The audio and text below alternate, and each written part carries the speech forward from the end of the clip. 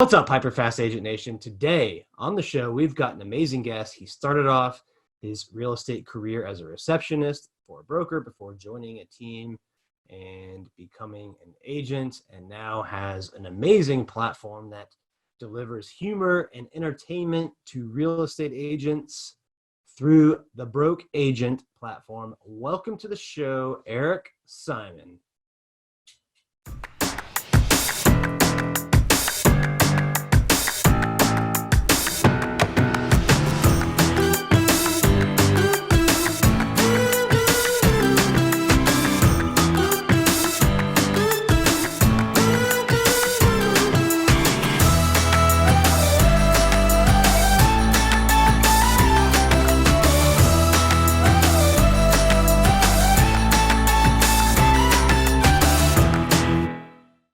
Welcome to the show, Eric. I'm pumped to have you on today. We are still in lockdown. Yep. So doing these over Zoom exclusively. You're out in Brentwood, you said, right? Yeah, Los Angeles.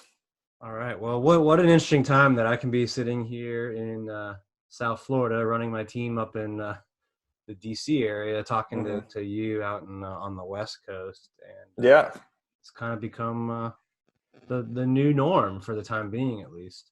Yeah, it has. I've done a few of these podcasts in the last couple of weeks, and they've all been, I've done a lot of Zoom calls and stuff anyway, kind of before this, but it's cool that we could all connect and kind of focus on, our digital marketing and stuff for the time being. Yeah, I definitely think the people that were into podcasting or Zoom interviews or putting out training materials, and, we've done all of that. I definitely think that kind of gave them, if they were in the agent business anyway, a leg up when everybody kind of had to flip the switch, because they were already used to the technology platforms and interacting with people online. So definitely glad that we had that experience. I'm sure you are as well. Yeah. Have you guys been hosting, webinars and mini conferences and like Brainstorm or Mind Masters or whatever they're called sessions?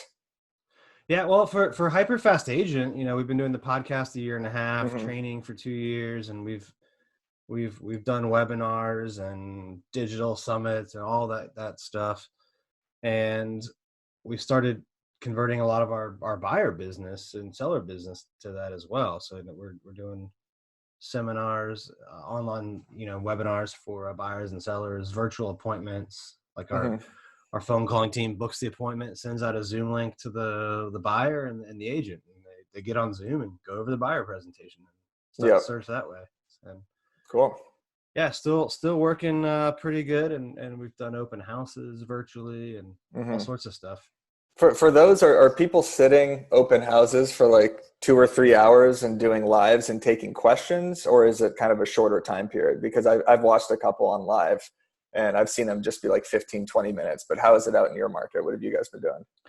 We've done both. So we actually built up a portal where you can go on and look at any of our listings. So it's like a virtual open house on demand.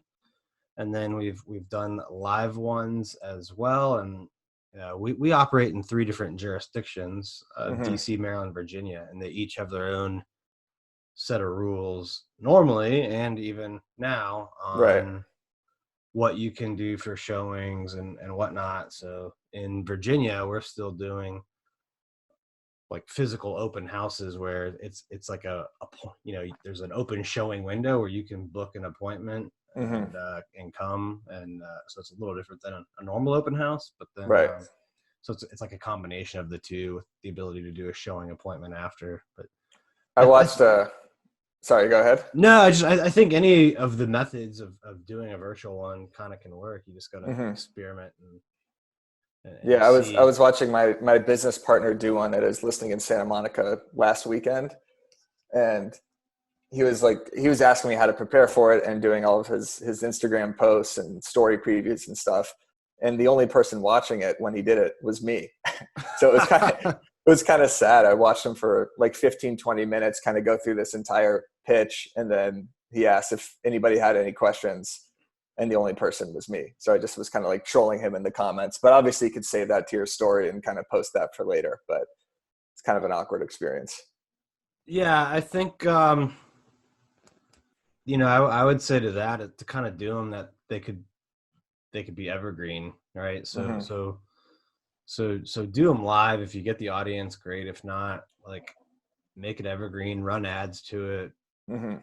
repurpose it. Yeah. It's kind of like I don't know, I'm sure we'll get into that today when we talk about content marketing and how to like take one piece of content and get it onto different platforms and what the nuances are, but which is what your expertise is. So before we dive into that, why don't you give people a quick background, a bio of who you are and the broke agent and all that good stuff. Cool. Yeah, I'm Eric Simon, a real estate agent here in Los Angeles. I started the Broke Agent about 5 years ago, and it's an ever evolving kind of content platform for real estate comedy and entertainment. It started off as just kind of funny tweets and like the inner monologue of a struggling real estate agent at dead open houses. And then I would take those tweets and post them to Instagram, post them to Facebook. That evolved to, memes, videos, skits, a podcast at one point, a comic book. I do speaking gigs, advertisements for companies that want to reach to agents. So I'm kind of figuring out still what it is, but at this point now, I'd say it's definitely one of the top platforms for real estate entertainment. And hopefully when real estate agents think of something, funny that happens to them, they think of the Broke Agent. So that's kind of what it is at this point, and who knows what's going to come of it in the future. But it's been really fun as a kind of, not really a side project. I'd say real estate's kind of more the side project, but really, really fun to kind of make light of all the crazy stuff that happens to real estate agents. And how was it like born? I mean, you got into real estate, right, as a team, and kind of were in various roles and positions, and was this like an outgrowth of just funny things you saw in the business, or? So I started actually as a receptionist at a brokerage, it was supposed to be a temporary job. And then I ended up doing it kind of full time for about 3 or 4 months, or 2 or 4 months.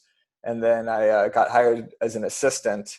And then I worked for a team as a buyer's agent, where I was sitting dead open houses every single weekend. And I was basically kind of like an unpaid assistant, just doing their inspections, doing their showings, cold calling in the mornings and door knocking in the afternoons, to absolutely no success. I think I booked like one appointment in 6 months or something like that, which was pretty pathetic.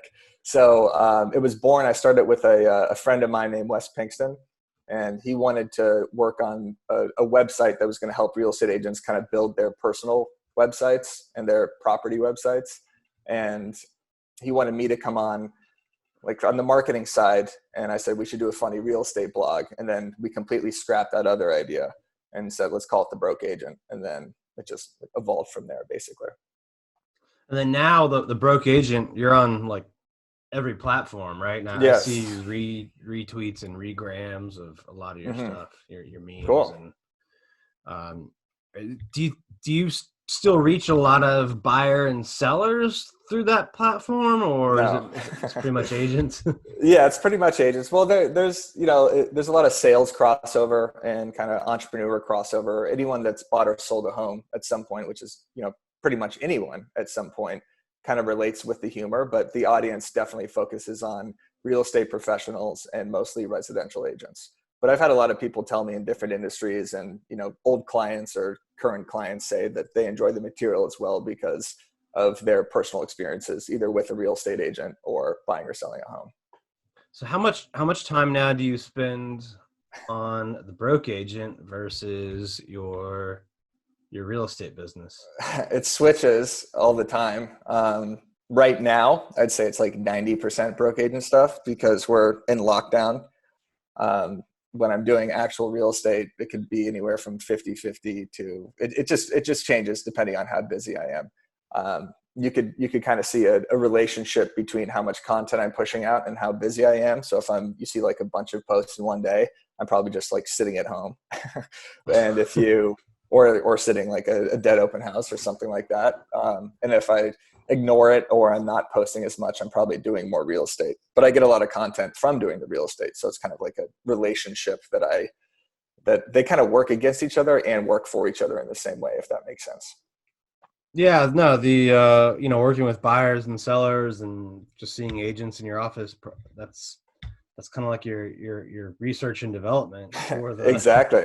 for Yeah. the content you put out on the Broke Agent. Yeah. After, every showing, every phone call, anytime I go in the office, which is rare, but anytime I go in the office, real estate conferences, anything that happens during a negotiation, I kind of write down a circumstance and see how that can be translated eventually into content or into a joke or into a tweet or something like that. So they kind of need each other. The goal, obviously, eventually, well, maybe not obviously, but the goal is to not do real estate and just do this full time.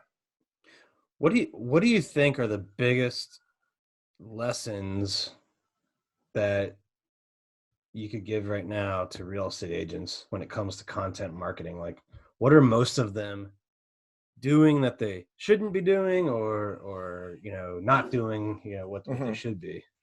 I think the self-promotional stuff is definitely necessary, but I don't think people in their feeds need to be reminded every 5 seconds of a property in escrow, a new listing, an open house, a motivational quote. It's just like success story after success story. And I think why people have resonated with the Broke Agent content is it comes from kind of like a more authentic, like, I'm failing at this aspect. And I think if agents kind of included some of their pitfalls as well as their successes, I think that it would translate better to their audience and kind of make them seem more human and accessible as opposed to just an agent that's, pumping out content to be self-promotional.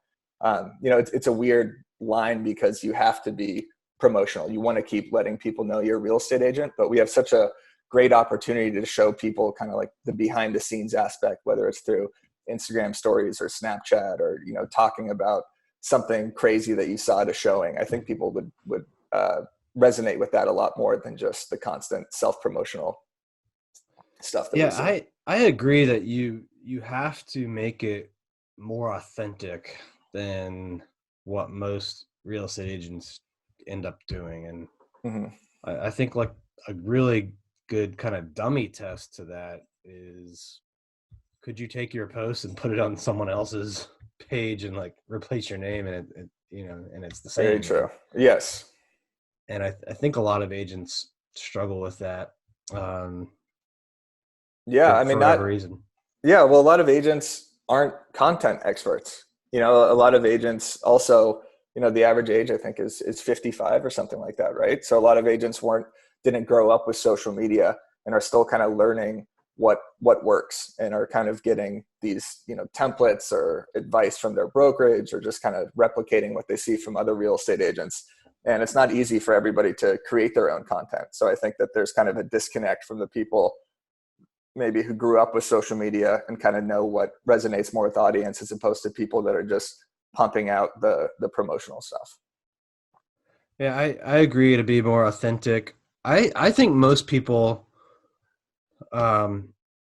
need to post more too. Yeah. I don't know how your thoughts on that. I think there's a lot of brokers or trainers out there that tell people like not to overpost, but I've never heard someone who's developed a big audience say that. Yeah, I think I mean everyone listens to Gary Vee, right? And he says to post as much as possible. And I think that is true in the sense that we don't want our Instagram feed or Facebook feed to be like this perfect gallery of photos. Like it shouldn't be like this pristine thing.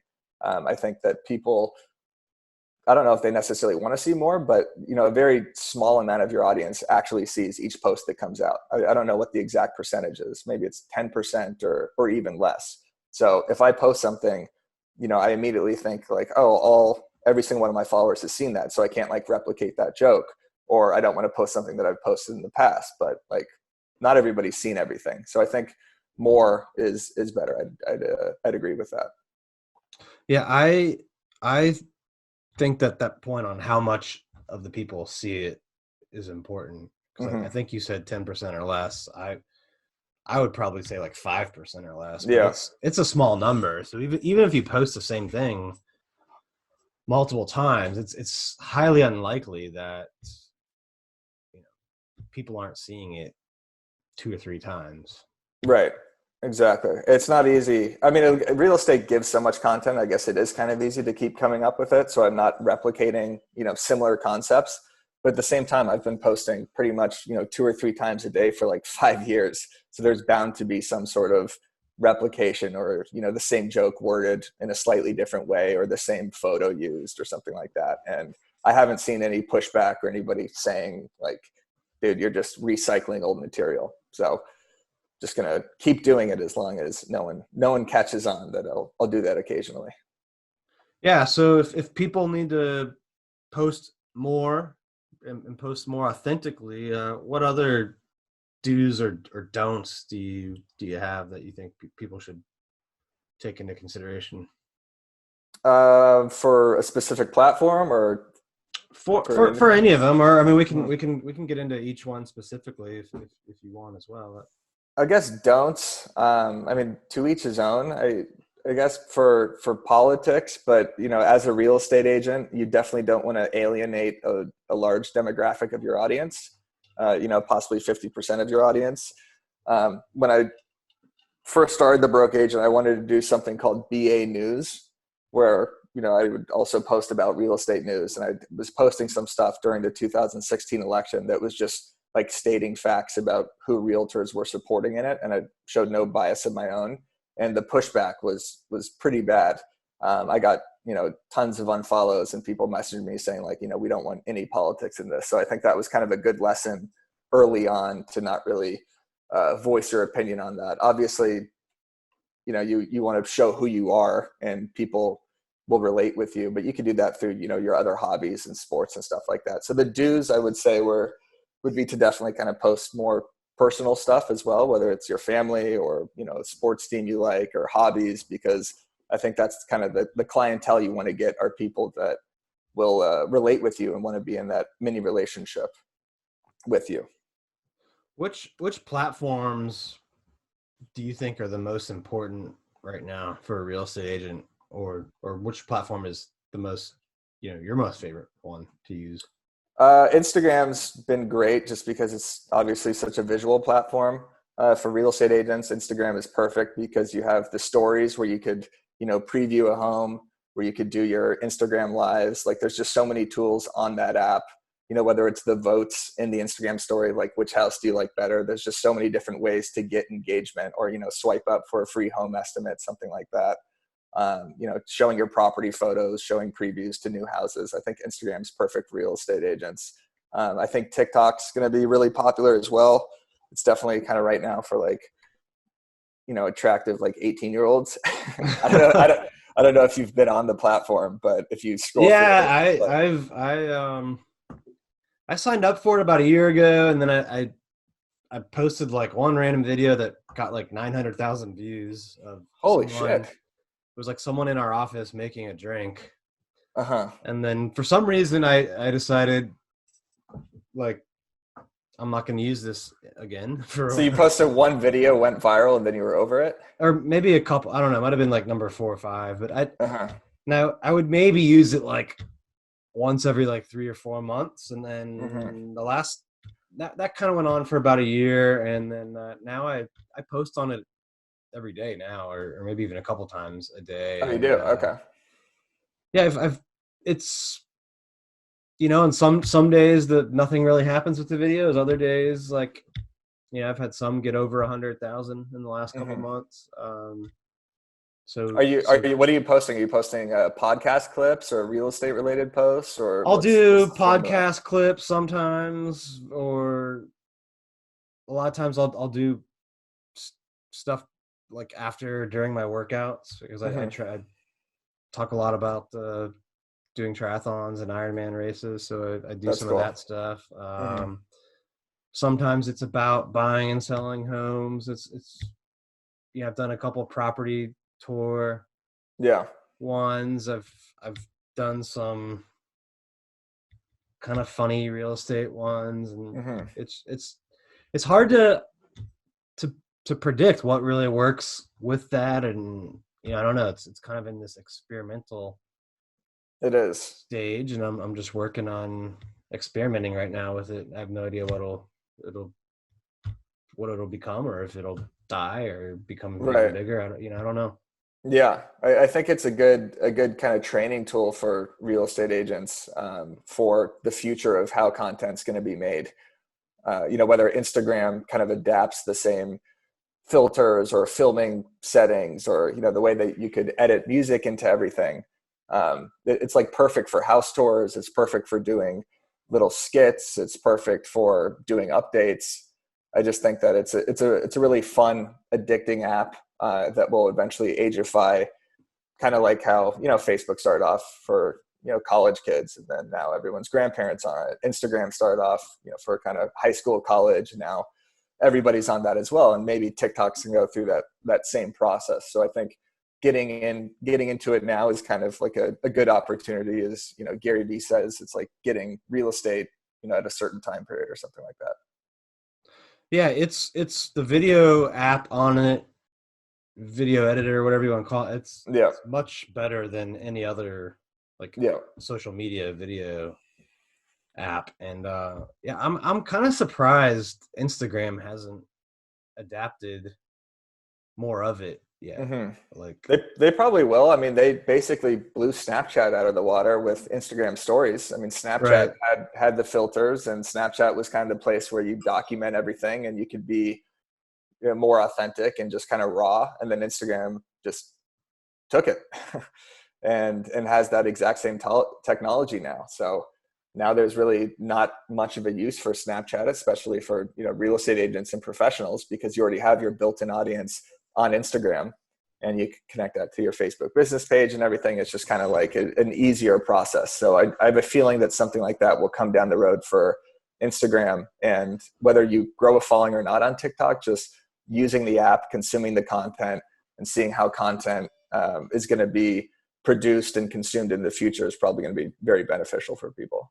Yeah, I think you hit on a lot of good points there. Like, even if you don't build a huge following, it's a great platform to experiment with and learn how to edit videos and make these like 15-second clips that really are great at, for it to work. You kind of have to like capture people in the first couple seconds. Like you do. Very, right. So you're developing that skill, that like really how to have a good, as Russell Brunson would say, hook to get someone to read what you're going to offer.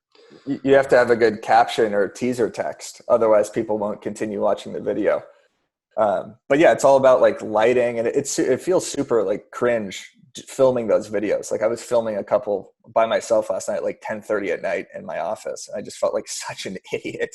And then I'm just looking through the app, and it's all these, it's all 18-year-olds and 19-year-olds. So I'm just sitting here, there's a 30-year-old real estate agent with like this quarantine beard, like mouthing to some, 21 Savage lyrics, trying to make it real estate related. And I was just like, what the hell am I doing? But the videos have done pretty well. So I think there's a good opportunity for, comedy and real estate comedy, especially because it's such a specific lane that isn't really being attacked by too many people yet. You got to have the ring light too. Apparently the algorithm detects lighting. It does. What I've heard. That's why the videos in people's bathrooms do really well. I don't have a ring light, and I'm not going to invest in one because I would feel pathetic doing that. But maybe I should at some point. Yeah, you can get them for like under $50 now. I don't know. I guess I wouldn't feel pathetic. I could use it for podcasts and other stuff too.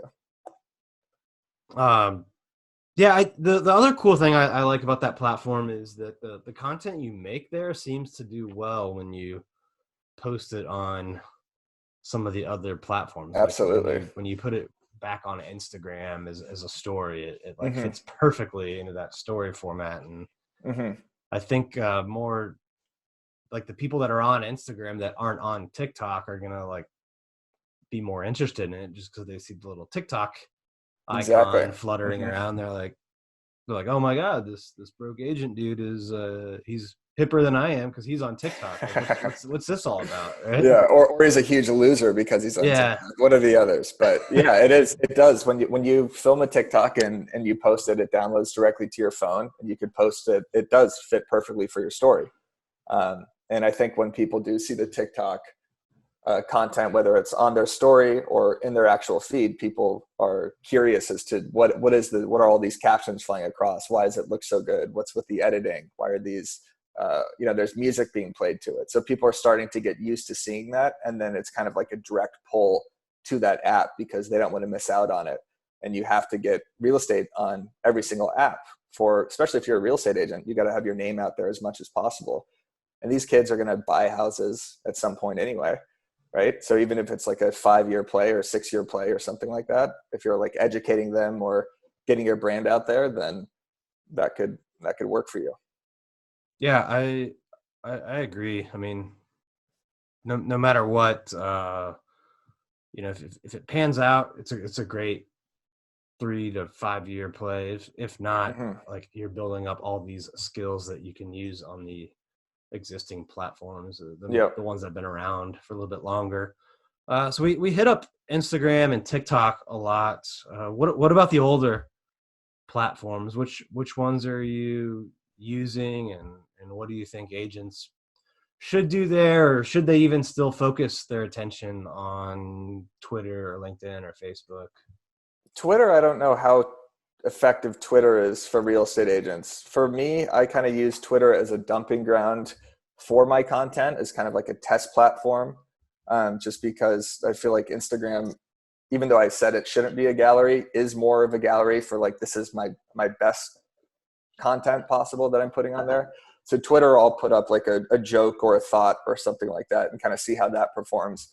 If it performs well on Twitter, either I'll post it to Instagram and Facebook, or I'll turn it into a meme or a skit or a TikTok or something like that. So Twitter's kind of like your thoughts. It's less of a visual platform. It's more word based. So for real estate agents, I haven't really thought about the best way real estate agents could gain followers on Twitter, or if that's really the platform. It kind of seems like a more of a news consumption, political dunking, sports update platform to me. But that's just because I'm not too focused on real estate Twitter. So I don't know. I just kind of gave an answer that made no sense. No, but, I actually look at it as a place where I'll test a new concept or idea, or see if it gets a bunch of retweets, and right. if it works there, I'll throw it up on the gram. Right. Exactly. It is more of a quick, like, I think the original analogy with Twitter is it's like the cocktail conversation. Mm-hmm. So, if you throw something out there and it catches fire, it's probably a good idea to put that on your other platforms. Yeah, I think what I've noticed, just like engagement wise too, when I post a tweet to Instagram, it usually performs pretty well because people like the variety of content. So my page is not just memes. It's memes, it's skits, it's tweets, it's text-based stuff. So I think that variety is appreciated, and I think that a lot of people can do that, whether you're just formulating text on your note section or in a different app or something like that. The text-based thoughts seems to be doing well with Instagram. What about Facebook? What should agent strategy or practices be when they're on Facebook? I don't use Facebook for my real estate agent practice. I don't even really use social media that much, which is kind of hypocritical to grow my real estate brand because I'm so focused on the broke agent brand growth. But Facebook has been one of the best platforms for the broke agent still, because that audience of real estate agents is 55 and older, right? Or not 55 and older, but around 55. They're all on Facebook. So it's been great to get shares. It's way easier to share on Facebook. It's way easier for content to spread on Facebook because of that easy share button.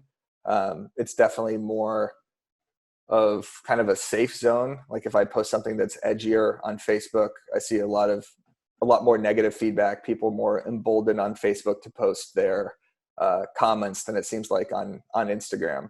So I've definitely seen more backlash on Facebook than I have any other platform from a content perspective. But I think that it's necessary for agents, again, to be on all of these, and especially to connect your Instagram to your business page on Facebook, so you could kind of post everything at once and not have to spend too much time posting individually. Yeah, I I mean, that'll resonates with me. I think Facebook definitely, you're going to connect with more sellers on that platform. Instagram might be more buyers. Right. Because of the age of the platform, though, I would expect that on Facebook. I think marketing on Facebook too is a little bit more powerful than some of the other platforms. Although Instagram story now, like running ads on there is right. just so cheap on CPMs. So even still, but Facebook and Instagram, I think being that it's the same, company now, like being able to operate on both of those and kind of go back and forth and run the same ads is huge. So, even if you are into the newer stuff, Instagram, TikTok, like you can't ignore Facebook. No, you can't ignore it. You got to be everywhere. I mean, you want, as a real estate agent, you want your name as many places as possible. You want, when they Google you, to see it pop up, everywhere, basically, right? It's all about branding and getting as much exposure as possible. So it's tedious, it's time consuming, it's exhausting, but you have to be on every platform. You have to be posting every day. Like you said, sometimes 3 or 4 times a day.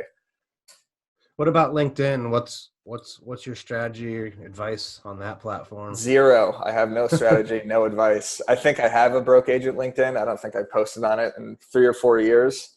I know that LinkedIn now, I feel like I just like regurgitate everything Gary Vee says. So I will cite my source on that. Gary Vee is saying right now, like LinkedIn is one of the best places for content, right? Content growth. So I don't know. Are you on it? Is that been effective for you? Yeah, we post on it.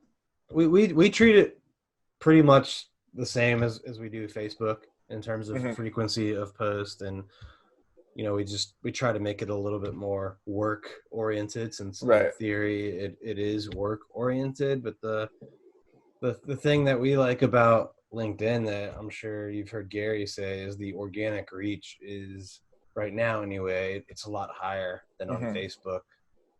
Like Facebook probably has the lowest organic reach, because they just want you to, they want you to have to run ads.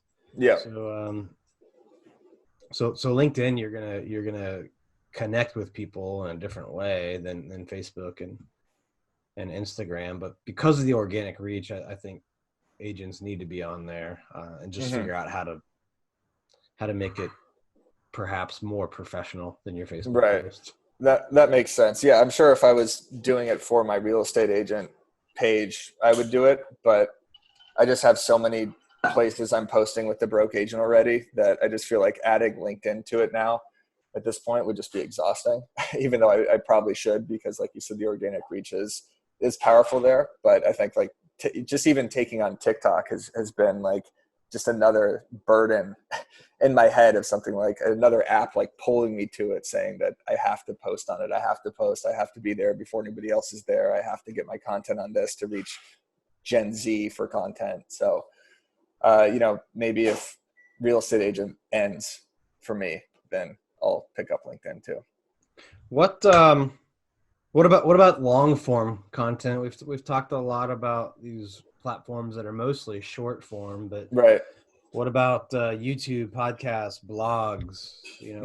Places like, I feel like the Facebook, Twitter, or LinkedIn, TikTok, that's kind of the hello, or hey, can I buy you a drink? But what about the stuff where you're getting people to sit down for 10, 20 minutes, read something, watch something? So when the broke agent started on thebrokeagent.com, the focus actually was kind of the blog, was these long form posts that I was doing about 2 or 3 times a week, like 10 things to do while you're bored at an open house, kind of like BuzzFeed style stuff like that. And then I kind of got into Onion style satirical writing about like fake real estate scenarios and real estate agents handing out pot cookies at their open house, or stuff along those lines that were written as if they were true but weren't.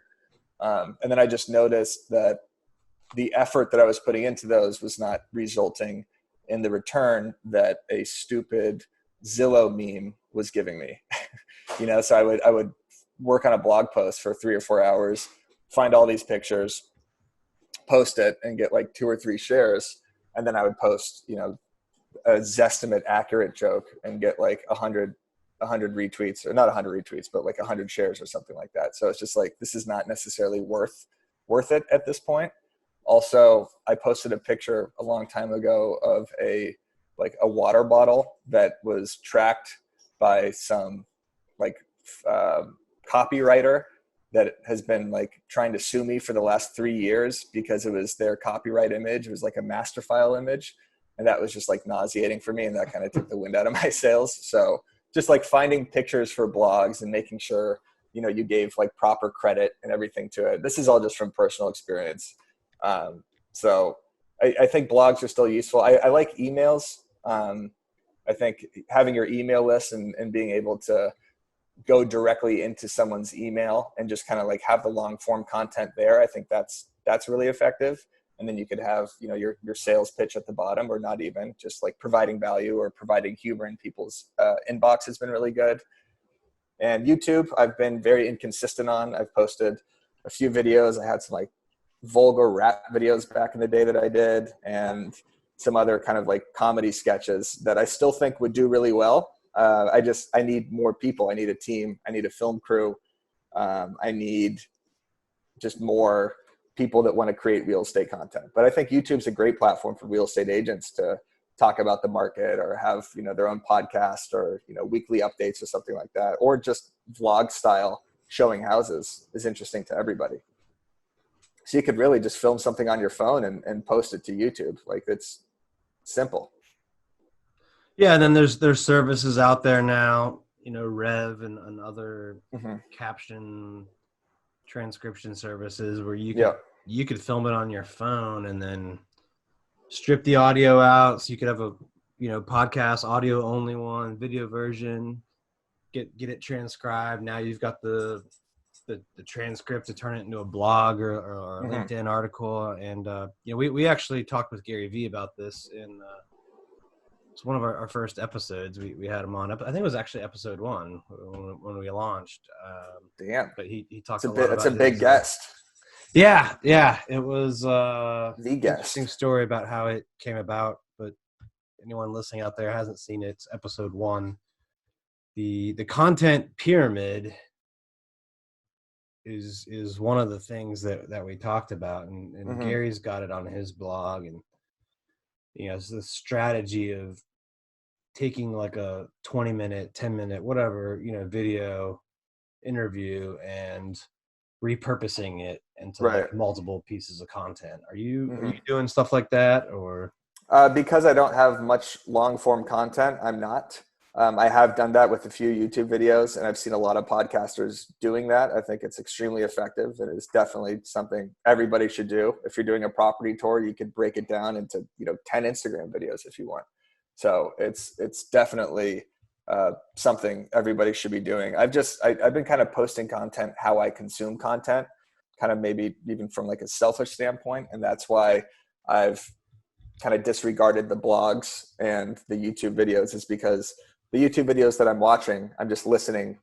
It's like podcasts. I'm listening to like sports or political podcasts or something like that. I'm not really even paying attention visually anymore as much. And, the content I consume, whether it's tweets or articles or something like that, it's all short form.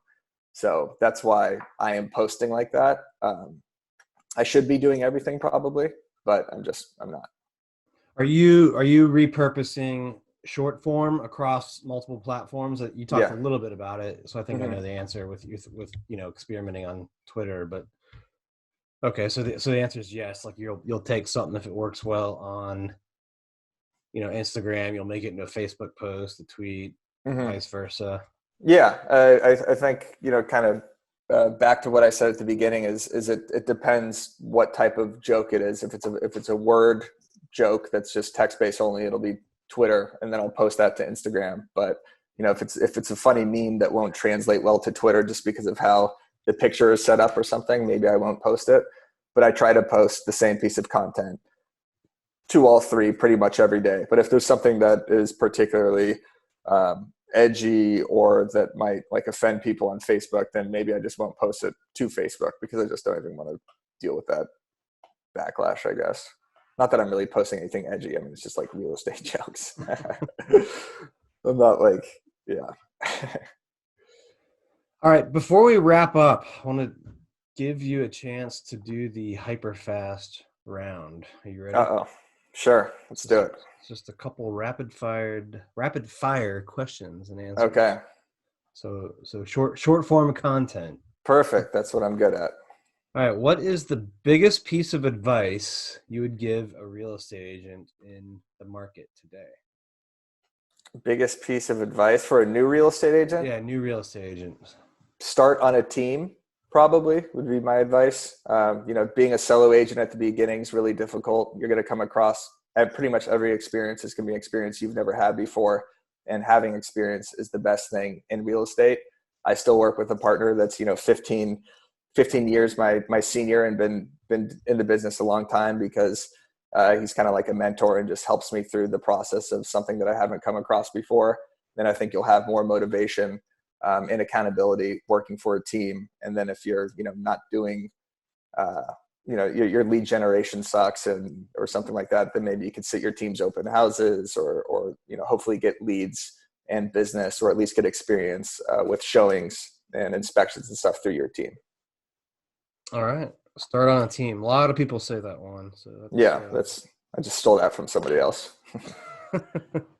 No, I think it's good advice. I mean, there's the success rate goes up a lot, like a lot. I think it probably goes from like 10% to over 50% if you're on a team.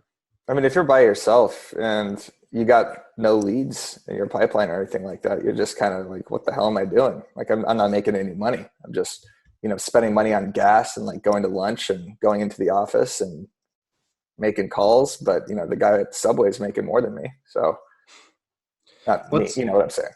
What's the biggest challenge you've ever faced as a real estate agent, and how did you overcome it? I guess working with my friends initially was a pretty big challenge, just because I had to turn on the professional switch away from kind of just my usual, funny college party self. So kind of separating the two was a challenge. But I think because I cared so much about my friends and, my relationship with them and how they would view me, and obviously I wanted, them to succeed with their real estate transaction, I think I overcame it just by, making sure that knowing that my relationship pretty much depended on how the transaction was going to play out. So, yeah, that.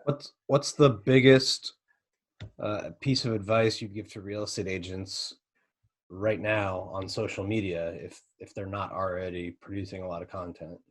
I think getting on TikTok really is going to be the most important thing just for your future creation of content. Again, just back on what we said, whether the app is still going to be around or whether China is going to steal all of our data and take everything from us and destroy us, you should at least learn how content's going to be produced in the future and how to get a message across on an app like that, and how to play around with the comedy features, the filters, the music, and the editing. I think will be really beneficial for everybody.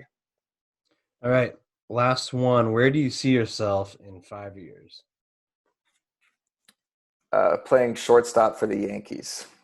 I don't know. That's an original. I've not gotten that answer. Yeah, before. I think I'm gonna pick up baseball again, and I think I'm gonna replace Gleyber Torres as the starting shortstop for the Yankees. Now I don't know. I hope that the Broke Agent brand in 5 years is solidified as the number one entertainment brand in real estate. I hope that we're producing funny comedy videos, whether it's a TV series or it's hosted on my own platform. And I hope that the Broke Agent is also helping agents somehow sell more properties and helping them with their marketing and also making them laugh.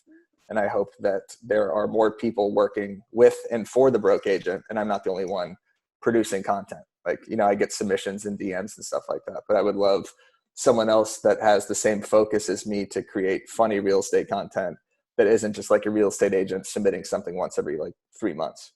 So if you know anybody like that, let me know. I mean, I'm looking for co-CEO, CFO, take 50% of my company. I don't care. Let's even you if you want in.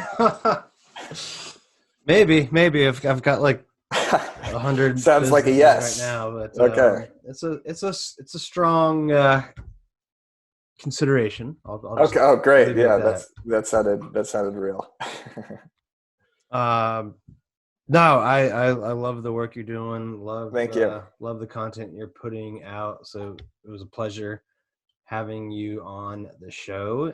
If people want to get in touch with you or apply for a job with you or just connect with you, what are the best ways? How should DMs on Instagram at thebrokeagent, thebrokeagent@gmail.com. I should probably just get a at thebrokeagent.com email. I've been meaning to do that for 5 years, but that's kind of not too high up on my list. But yeah, I'm the broke agent on everything: Twitter, Facebook, Instagram, TikTok. I try to respond to everybody. So just message me if you want to get in touch, if you want to do a promotion, if you want merchandise, if you want any sort of social media tips.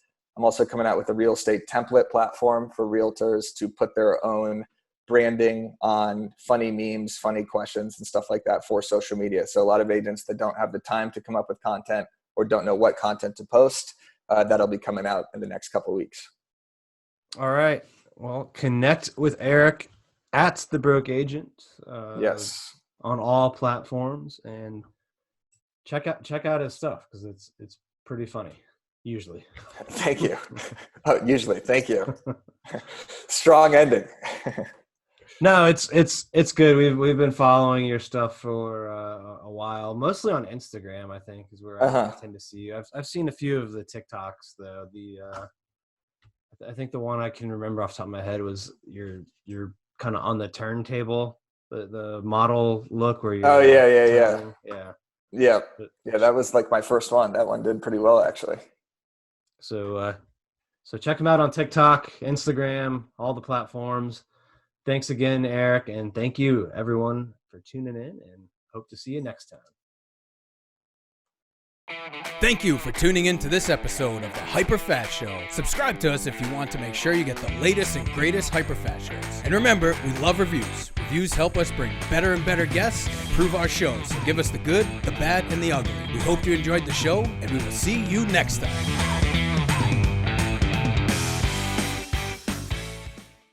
Hey guys, thanks for sticking around to the end. I hope you enjoyed that video, and if you want to see more, click right here. And if you want 100 real estate tips from my best-selling book, click right here to download them instantly. And if you're new to this channel, click below to subscribe and turn on post notifications so you don't miss out.